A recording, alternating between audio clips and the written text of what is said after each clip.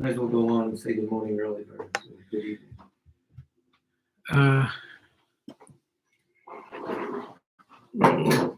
This light is doing something funny. We're on, by the way.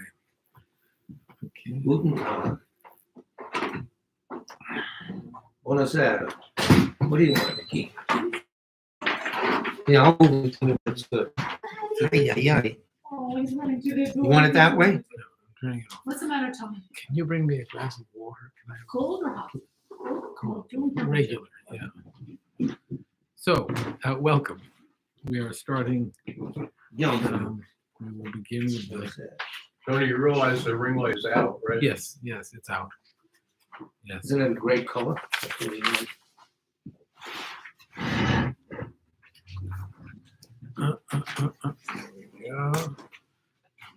3 disciples, the 2 disciples.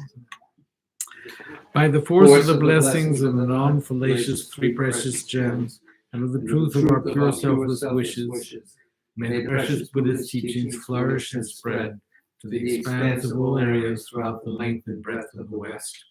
Through all the people living there together with their near ones, who have engaged in the teachings and have faith and respect for them, may all conditions adverse to their practice be dispelled, and an excellent collection of favorable conditions increase like the waxing moon. And especially for those who work on methods to accomplish the flourishing and spreading of the victorious one's teachings, which are the source of benefit and happiness, may they never be oppressed by masses of interference and adverse conditions, and may this spontaneously happen just as we hope and wish. Thus have I heard once. The Blessed One was dwelling in the royal domain of the Vulture-Peak Mountain, together with a big gathering of great monks and great bodhisattvas. At that time, the Blessed One entered the Samadhi, which examines the Dharmas called profound illumination. And at the same time, noble Avalokiteshvara, the Bodhisattva Mahasattva, looking at the profound practice of transcendent knowledge, saw the 5 skandhas in their natural emptiness.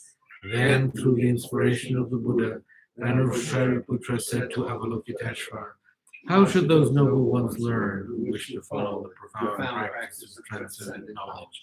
And Avalokiteshvara answered, Venerable Shariputra, whoever wishes to follow the profound practice of transcendent knowledge should look at it like this. Seeing the 5 skandhas in their natural emptiness, form is empty, emptiness itself is form, emptiness is not separate from form, form is not separate from emptiness. In the same way, feeling, discriminating awareness, compositional factors, and consciousness are empty. Thus, all the dharmas are empty and have no characteristics. They are unborn and unceasing. They are not impure or pure. They neither decrease nor increase. Therefore, since there is emptiness, there is no form, no feeling, no discriminating awareness, no compositional factors, no consciousness, no eye, no ear, no nose, no tongue, no body, no mind, no appearance, no sound, no smell, no taste, no sensation, no objects of mind, no quality of sight, no quality of hearing, no quality of smelling, no quality of tasting, no quality of sensing, no quality of thought, no quality of mind consciousness. There are no nidanas from ignorance to old age and death, nor their wearing out. There is no suffering, no cause of suffering, no ending of suffering, and no path, no wisdom, no attainment, no non-attainment. Therefore, since there is no attainment, the Bodhisattvas abide by means of transcendent knowledge. And since there is no obscurity of mind, they have no fear. They transcend falsity and pass beyond the bounds of sorrow. All the Buddhas who dwell in the past, present, and future, by means of transcendent knowledge, fully and clearly awaken to unsurpassed, true, complete enlightenment. Therefore, the mantra of transcendent knowledge, the mantra of deep insight, the unsurpassed mantra, the unequaled mantra, the mantra which calms all sufferers should be known as truth, for there is no deception. In transcendent knowledge, the mantra is proclaimed, Karyata Om Gate Gate Paragate Parasam Gate Bodhisvaha. O Shariputra, this is how a Bodhisattva Mahasattva should learn profound transcendent knowledge. Then the Blessed One arose from that samadhi and praised the Bodhisattva Mahasattva Avalokiteshvara, saying, Good, O son of noble family, profound transcendent knowledge should be practiced just as you have taught, and the Tathagatas will rejoice. When the Blessed One had said this, Shariputra and Avalokiteshvara, that whole gathering of the world with its gods, humans, Asuras, and Gandharvas, their hearts full of joy, praised the words of the Blessed One. With a wish to free all beings, I shall always go for refuge to the Buddha, Dharma, and Sangha until I reach enlightenment. Inspired by wisdom and compassion, today in the Buddha's presence, I generate the mind intent on full enlightenment for the benefit of all sentient beings. As long as space endures, as long as sentient beings remain, until then may I too remain to dispel the miseries of the world. With wish to free all beings, I shall always go for refuge to the Buddha, Dharma, and Sangha until I reach full enlightenment. Inspired by wisdom and compassion, today in Buddha's presence, I generate the mind intent on full awakening for the benefit of all sentient beings. As long as space endures, as long as sentient beings remain, until then may I too remain to dispel the miseries of the world. With the wish to free all beings, I shall always go for refuge to the Buddha, Dharma, and Sangha until I reach full enlightenment. Inspired by wisdom and compassion, today in the Buddha's presence, I generate the mind intent on full awakening for the benefit of all sentient beings. As long as space endures, as long as sentient beings remain, until then may I too remain to dispel the miseries of the world.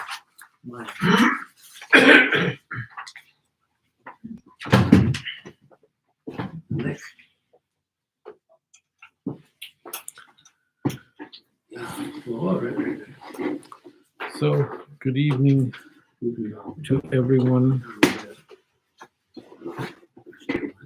We are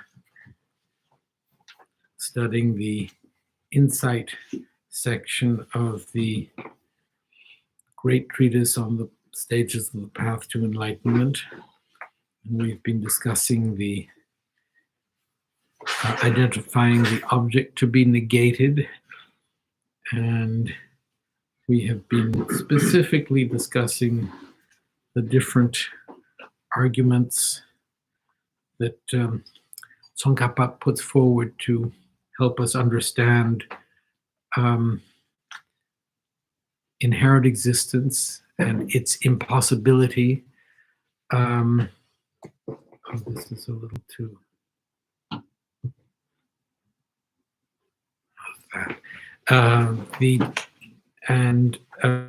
What something's existing inherently would mean, and he's put forward the different arguments that other interpreters of Nagarjuna put forward, such as the fact that for something to exist, it must exist inherently. To exist without existing inherently is considered by those misinterpreters of of Nagarjuna to be nihilistic. If something exists, it has to exist inherently. Live stream good. Sharon. We've just got notice that people can, in fact, see us.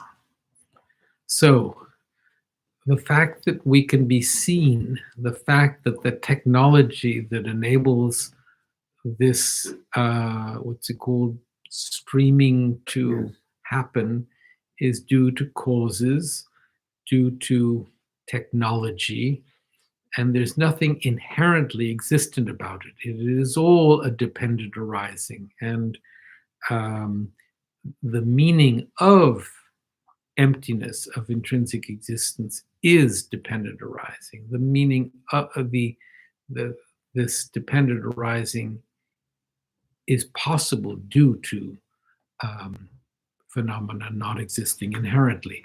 So it is due to the technological, whatever, the sophisticated, you know something about computers and these kind of things.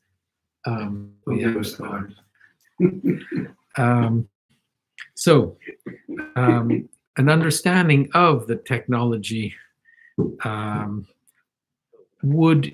should actually contribute to a recognition that nothing about a computer, for example, can exist inherently. So Tsongkhapa is presenting these different,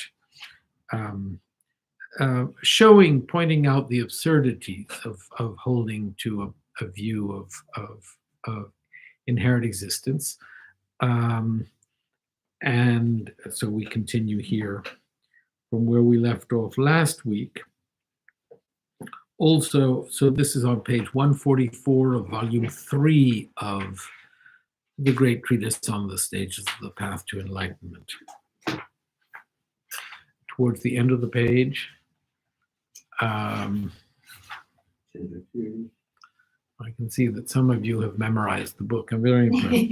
No, I have it open. Can't memorize anything. It's in the footnote. There it is.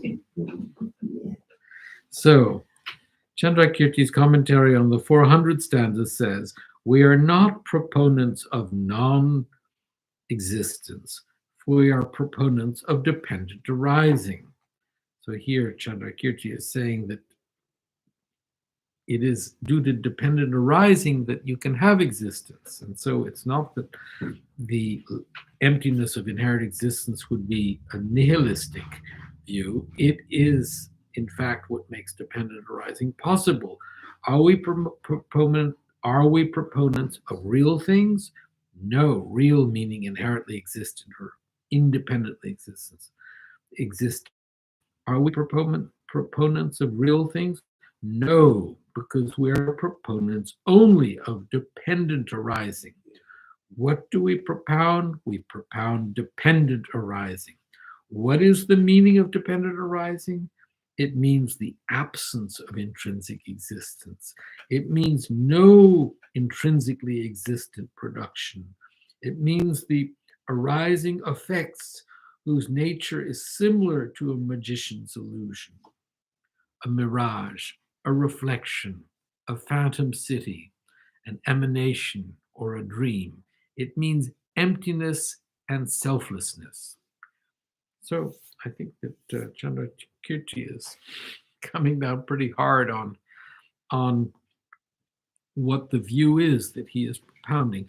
Chandrakirti shows that by asserting dependent arising, you can avoid the two extremes, the position that things exist and the position that things do not exist.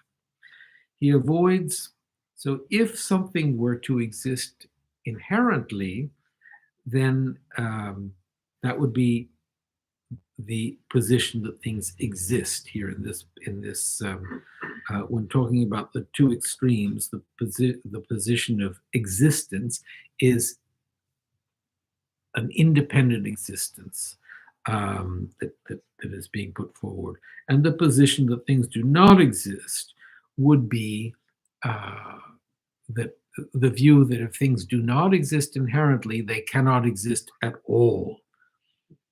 So there are those interpreters of Nagarjuna who when lack of existence is being put forward, meaning lack of inherent existence, are interpreting that as meaning non-existent. He avoids the position that things exist by, this is Tsongkhapa explaining Chandrakirti's quotation here. He avoids the position that things exist by explaining that dependent arising means no intrinsically existent production.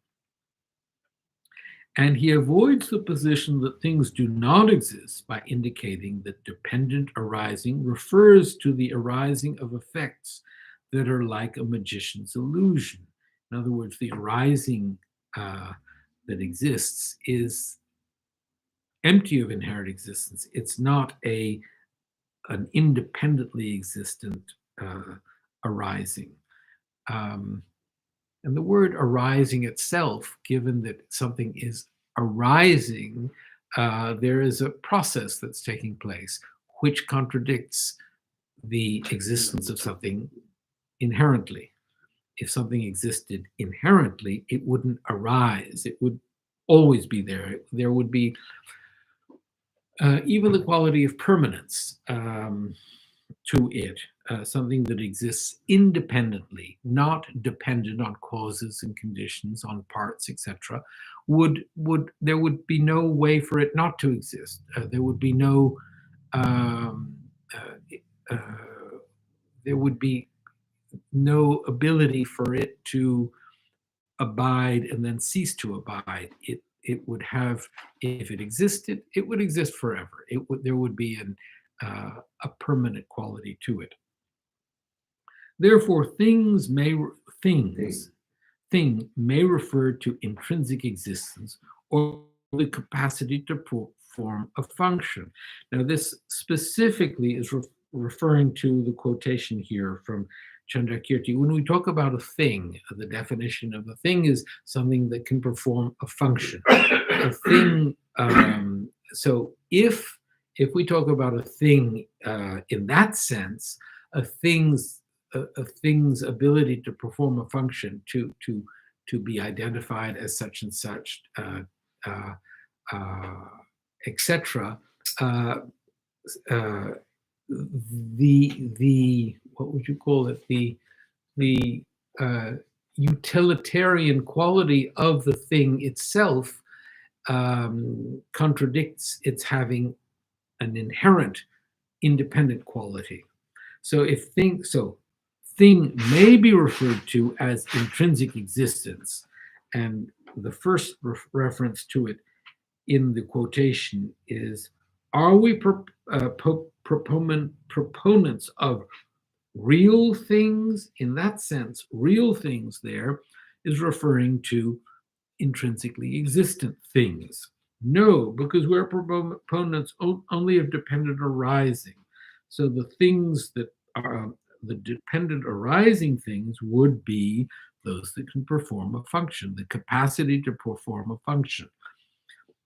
Between these two, the thing in the essentialist position that things exist refers only to intrinsic existence. Thing in the position that things do not exist refers to things that can perform functions. For in addition, avoiding those two extremes, Chandrakirti refutes intrinsic existence and indicates that there do exist causes and effects that are like a magician's illusion. So this is Tsongkhapa's explanation of Chandrakirti, the quotation from Chandrakirti. Therefore, moreover, Chandrakirti's commentary on the 400 stanzas says, question, do you Madhyamikas claim that there are no memory consciousnesses that have as their objects the things of the past? So when we have a memory of something, first of all, the memory exists, but the memory exists independent upon that which it has a memory of. And the thing of the past that it remembers had existed, but no longer does. So but it did exist. So who would claim that such do not exist? We do not eliminate dependent arising. The master Ayadeva himself gives a precise statement on how memory works and how memory exists. Therefore, arising of what we call memory is only an unreal subject with an unreal object. So the unreal subject is memory, and it's unreal in that it is empty of inherent existence, and it is an unreal object because that which it is remembering no longer exists. It's gone. It's in the past. And so I should explain in terms of past and present and future, when we talk about this related to the concept of impermanence, a thing, that which can perform a function, is impermanent. And it is impermanent in a sort of coarse way, in that whatever the thing is eventually disintegrates and no longer exists. But it exists in a very subtle way, in that it exists momentarily. And even something that we consider to be as solid as a mountain, we look at the mountain and we say, yeah, but that has a certain permanence about it. But the fact that it is a mountain, and the fact that it is it's made up of a bunch of little pieces of earth, rocks, sand, whatever, all of which change moment by moment by moment by moment. And those mountains have come about due to thousands, millions of years, where the ice that came from the glaciers in the north came down and created valleys, created rivers, pushing the earth in such ways that continues to change moment by moment. So that quality of permanent solidity about phenomena is an illusion. The whole idea that things don't change, that they are, when we view things, we think of a lot of things as having a permanence. And if we can view them as not just existing, let's say conceptually, within time, moment by moment by moment, so that, I mean,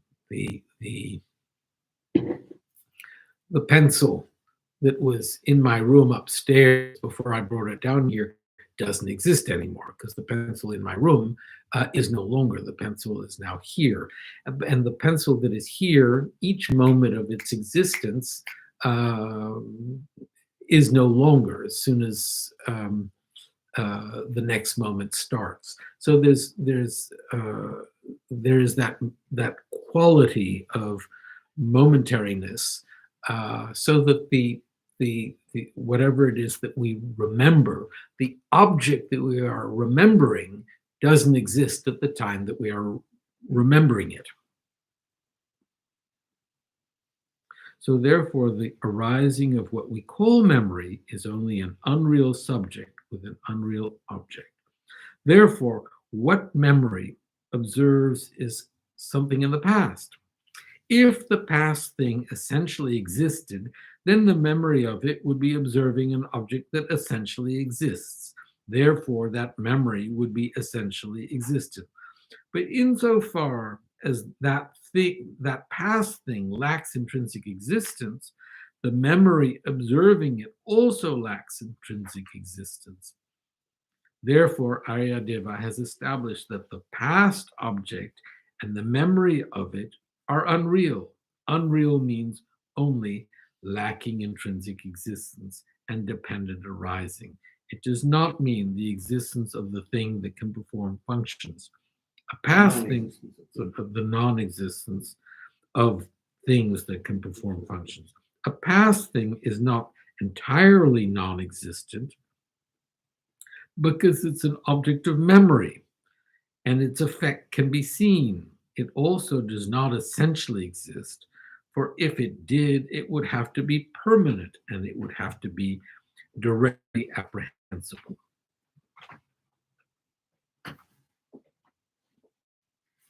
He's trying to get out. Ooh. The bug. He's sliding.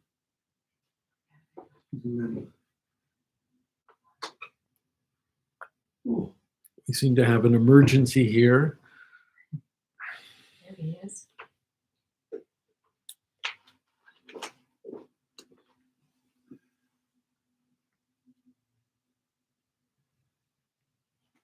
want a real flower, but they will have to do. Oops. Chandrakirti says that these past objects and such are not utterly non-existent and are not essentially existent. He explains that utterly or false means being a dependent arising. Sorry, unreal or false means being a dependent arising and does not mean that things do not exist. Therefore, if you claim that these phenomena are essentially existent, then you are a proponent of real things. You have fallen to the extreme of intrinsic existence. However, to hold that these phenomena are simply existent does not make you a proponent of real things or a proponent of real existence. Similarly, if you hold that internal and external things are non-things, devoid of the capacity to perform functions, then you are propounding the non-existence of things, and you have fallen to the extreme of non-existence. However, you do not fall to an extreme of non-existence by saying that things lack intrinsic existence. So, lacking intrinsic, in order for something to exist, it has to lack intrinsic existence. Intrinsic existence would make existence impossible. But to say that something lacks intrinsic existence is not to say that it does not exist at all. That's the point that Tsongkhapa is making.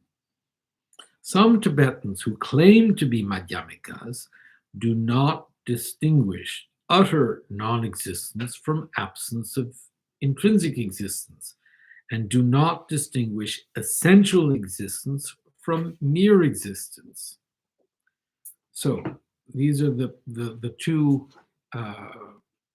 If we are talking about phenomena existing merely, what we mean by mere existence is that things exist by imputation. Things exist dependently and do not exist inherently. So the distinction is between essential existence and mere existence.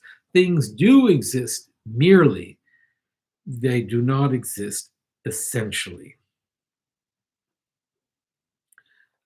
Things do exist absent of intrinsic existence. They do not exist utterly they do not utterly not exist. They do not utterly not exist, because if something utterly did not exist, it wouldn't exist at all. And so in terms of the negation of inherent existence, it's not a negation of existence. In terms of the establishment of dependent arising, it's not the establishment of an essential existence. This is the subtle nuance that Tsongkhapa is really emphasizing here, presenting it from the point of view of Aryadeva, the disciple of Nagarjuna, and from the point of view of Chandrakirti, and establishing that this is the actual meaning. Though, as he says there, we do find that some Tibetan masters who claim to be Madhyamikas consider that some things essential existence would be necessary for something to exist, and that if you were to say that something did not exist intrinsically, that would mean that it didn't exist at all. So they hope to avoid falling to the extreme of existence and non-existence simply by saying, we do not claim that things are non-existent. We say that they are not existent. So they're making a subtle differentiation between something's not existing and something's not existing. So in Tibetan, here you have, we do not claim that things are non-existent. Non-existent is mepa. Me is the negation of existing. And we say that they are not existent. Yerba maimba, to exist. Main means to exist. Main is not. So, though they make this distinction, there is no such distinction. We do not claim that things exist, yerpa, which is to exist. We say that they are not non-existent, nepa maimba. So again, the misinterpreters of the Madhyamika view are making these distinctions between non-existing and not existing, or existing and not existing. What is this? So this is nothing but a mass of contradictions. It does not in the least explain the meaning of the middle way. For when they refute others, they perform the refutation via an investigation of whether or not something intrinsically exists.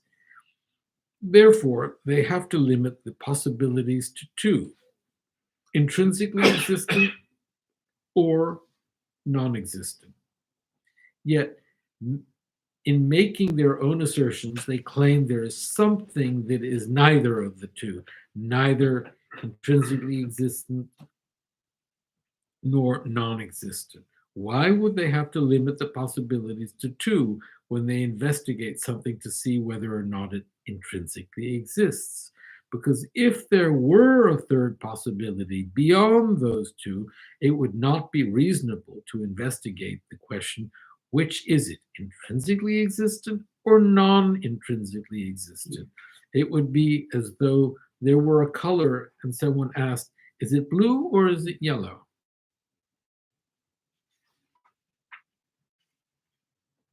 Limiting things to two possibilities, either they intrinsically exist or they do not, derives from the universal limitation that anything imaginable either exists or does not exist. Similarly, the limitation that what truly exists must either truly exist as a single or truly exist as a plural is based on the universal limitations that anything must be either single or plural. When there is such a limitation, any further alternative is necessarily precluded. Hence, it is utter nonsense to assert a phenomenon that is neither of those two.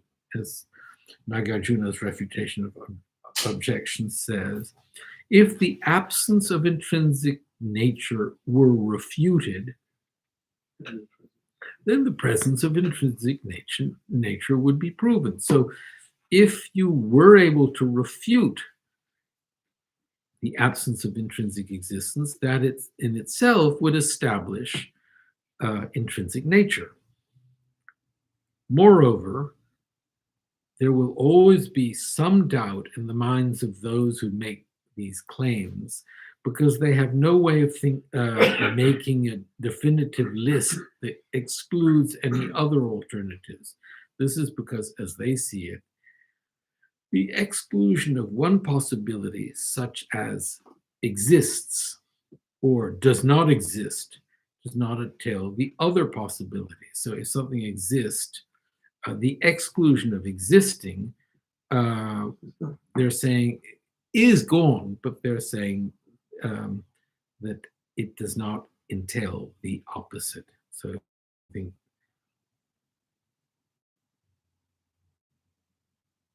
so if something exists, it doesn't not exist. If something doesn't exist, then it doesn't exist, evidently, is what Tsongkhapa is telling us here.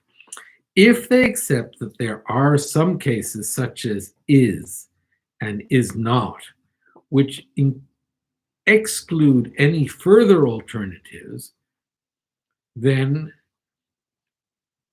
they should know that it is exactly the same in the case of exist and does not exist. In other words, is and is not.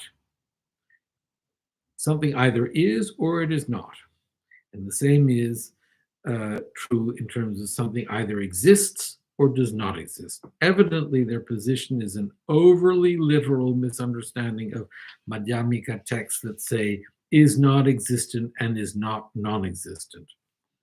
So in the Madhyamika tests that say is not existent, they're saying that it is not inherently existent, but they're also saying that it is not that this not existence does not mean non-existent. So you say it doesn't exist, i.e. it doesn't exist inherently, and therefore it does not exist. Therefore, if, as they claim, it is inappropriate to say exist or does not exist, then it would also be wrong to say is not existent and is not non-existent, because those Madhyamika texts say that you should reject all four possibilities. So here we get to, therefore Nagarjuna's fundamental treatise does not refer to simple existence and non-existence when it states, to say it exists is a conception of permanence. To say it does not exist is a view of annihilation. Hence, the learned should not dwell in either existence or non-existence. So here, what is meant by Nagarjuna's statement is,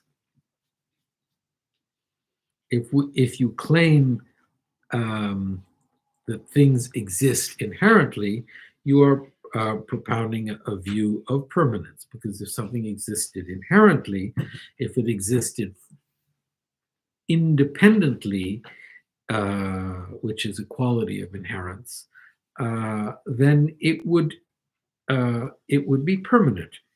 So here the first line is to say, the first line of Nagarjuna's fundamental treatise is, it says, to say it exists is a conception of permanence.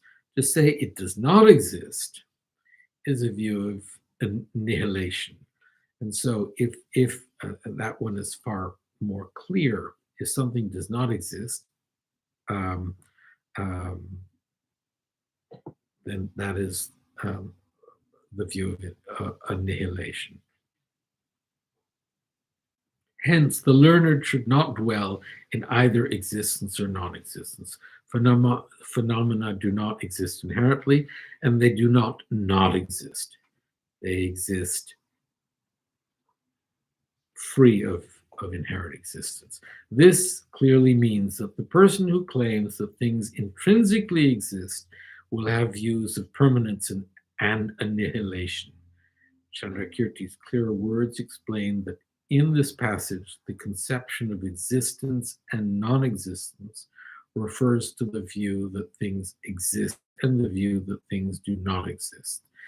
It then says, why is it that when you have the view that things exist and the view that things do not exist, it follows that you have a view of permanence and of annihilation?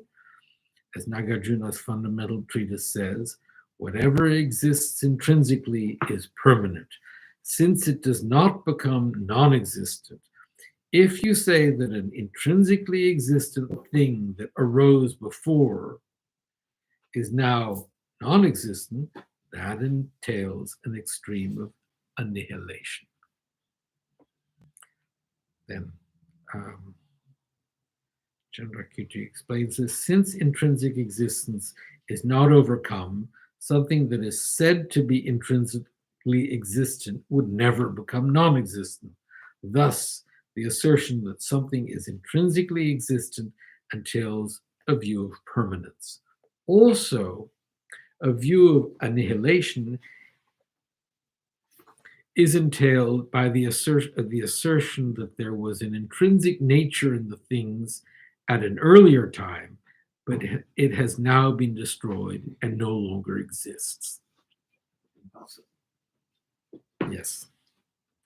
Chandrakirti calls the assertion of intrinsic existence a view of permanence and says that if you assert the latter destruction of what was formerly intrinsically existent, such is a view of nihilism. He does not say this of mere existence and mere disintegration. So Tsongkhapa is bringing in the word mere here when he explains Chandrakirti. Mere existence, which is existence empty of any inherent quality, is not being negated here. Mere disintegration, which is the disintegration that happens naturally to phenomena that are dependent arisings, those are not being negated here. Also, Buddhapalita's commentary on the fundamental treatise clearly explains that when Nagarjuna says whatever exists intrinsically is permanent and so forth, he is indicating the type of permanence and the type of annihilation he meant when he explained that to say exists or to say does not exist is to have views of permanence or annihilation.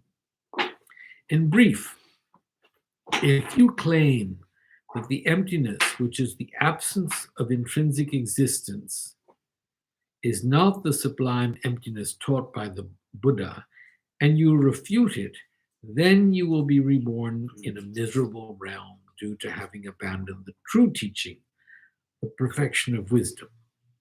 If you take an interest in the absence of intrinsic existence, but think, if there is no intrinsic existence, what is there?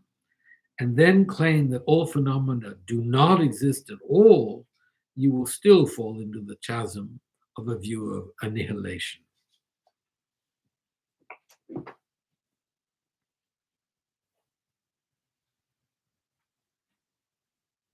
So,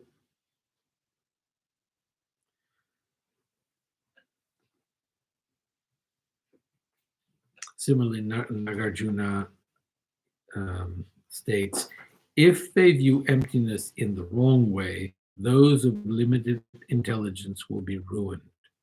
Commenting on this, Chandrakirti's clear word says, if on the one hand you were to think all is empty, that is, does not exist, then you would be viewing emptiness in the wrong way. In this vein, Nagarjuna's Precious Garland says, if this teaching is misunderstood, it ruins the unwise, for they sink into the filth of nihilistic views. On the other hand, suppose that you do not deny all phenomena, but then say, we have seen that these things. How could they be empty? Therefore, an absence of intrinsic existence is not what emptiness means. In that case, you have definitely abandoned emptiness. So let me reread this. So on the other hand, suppose that you do not deny all phenomena, but then, so you're not denying all phenomena, you're not falling to the extreme of nihilism, but instead say, we have seen these things. How could they be empty? So if we have seen these things, if they exist, how could they be empty? Therefore, an absence of intrinsic existence is not what emptiness means. In other words, so this is a total misunderstanding of the concept of empty of inherent existence. In that case, you have definitely abandoned emptiness. You have abandoned a correct understanding of emptiness of inherent existence. After you have abandoned emptiness in this way, you will definitely be reborn in a miserable realm due to this action of depriving yourself of the true teachings. As Nagarjuna's Precious Garland says, further, if they misunderstand this, fools who take pride in their supposed wisdom will destroy themselves by abandoning it and fall headfirst to the unrelenting hell. high stakes. It's serious.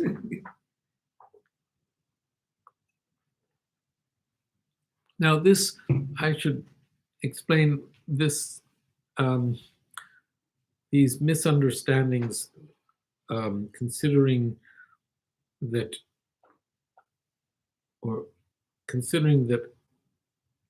establishing something to be empty of inherent existence is to establish that something does not exist at all.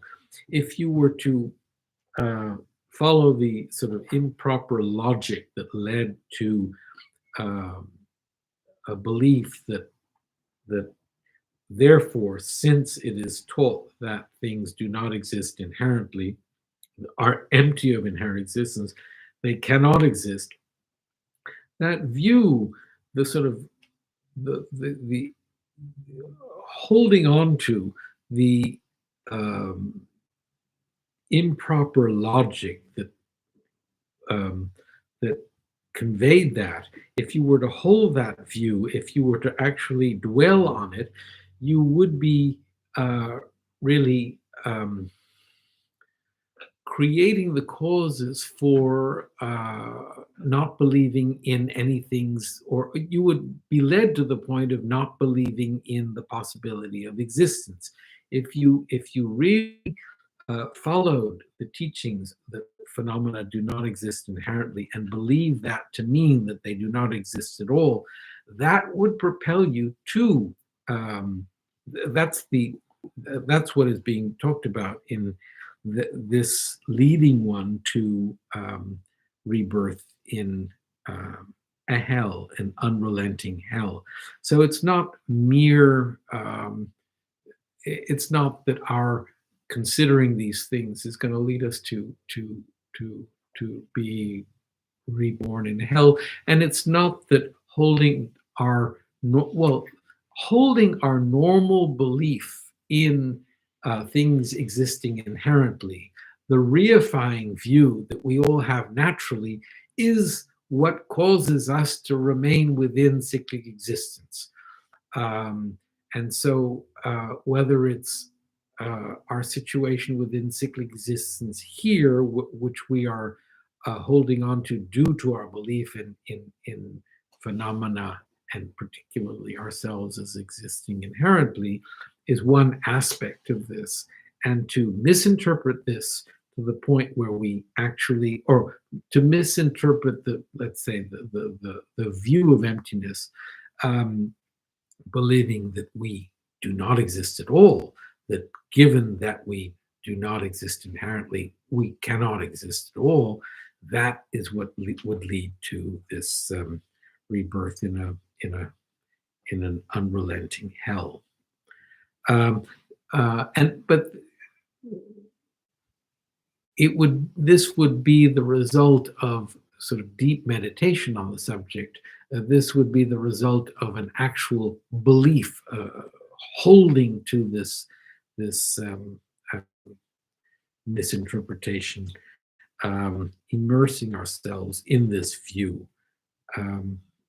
in the same way that we immerse ourselves in the natural view that we exist inherently, which is the source of all our suffering, which is the source of the basis for our being within cyclic existence. So you're holding that false idea so tightly that it motivates you to do this or that. That's the trip to hell that they're talking about. And the actions you do based on that. And we are very familiar with the ramifications of holding on to a belief in some permanent self. Here we are stuck. Let me out. Always interpreted this as meaning that if you conclude that phenomena don't exist, you will then perform immoral actions based on that belief, which is how people actually fall into hell as a result of this.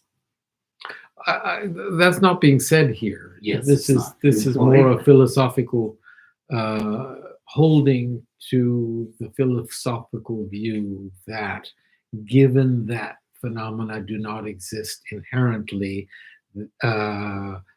they do not exist at all, given that I do not exist inherently, I do not exist at all, and holding that view inherently, it's there's no suggestion that that negates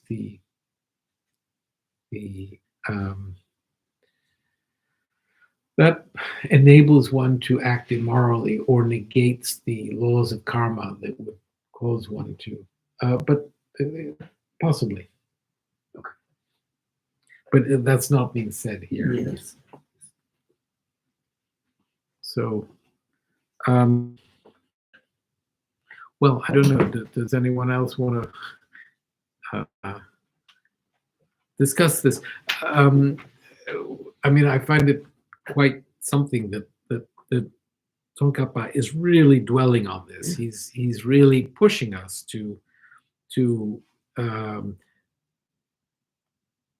understand the ramifications of holding the view that something's existing would have to be an inherent existence, and something's not existing would have to be not existing at all. That not existing inherently would be a non-existence altogether. I think what you said actually makes sense, because I knew somebody who misinterpreted Buddhism, and he believed that nothing really exists, so he could do whatever he wanted to, and he did a lot of unwholesome actions. We definitely meet people that have done it, but Tsongkhapa very much does not say that that is the cause of it. I mean, he appears to say that simply meditating deeply incorrectly is sufficient, even if you never act on it.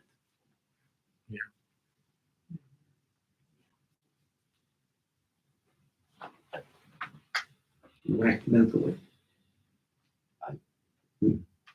It starts with a thought and then action usually, right?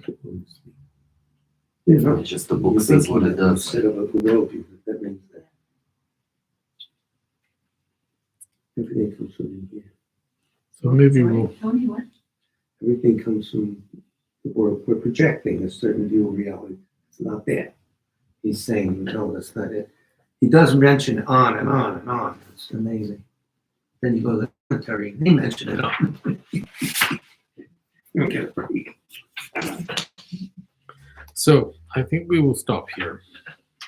Let me sit there and have names. Yeah.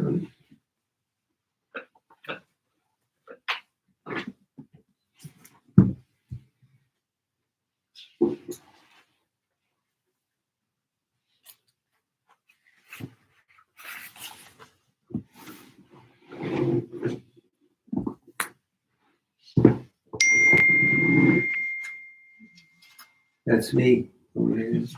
Probably. That's not you, that's a bell. No, because I did Darren Smith, Nicky Gill instead of doing Darren Direct. That was a wrong move.